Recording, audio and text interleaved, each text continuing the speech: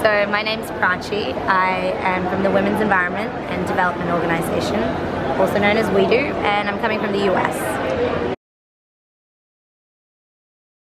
Yeah, I loved it. It was my first CBA, so I didn't really know what to expect, and I was surprised because it was a lot more interactive than any of the conferences I've been to in the past, and I feel like the learning's really stuck with me, but also just the method of learning.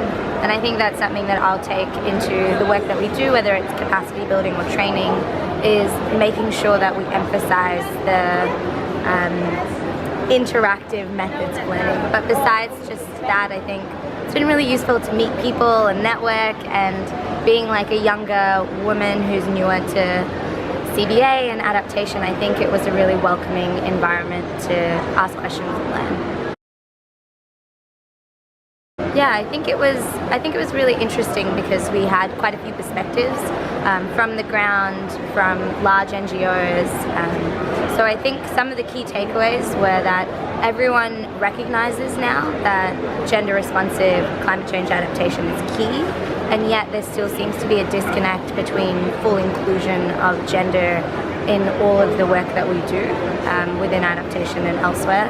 And I think there was a push to make sure that we are using the strategies at hand to make sure that gender isn't simply an add-on, whether that's in financing or in budgeting or in policy creation.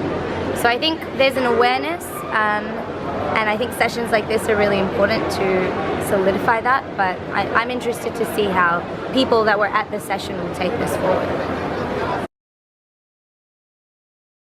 So I think it was really important to hear other people's perspectives, but also to build conversations that lasted outside of the panel. So in my experience, I was talking to another panelist who works a lot with the GCF and really wanted to mobilize support around civil society participation.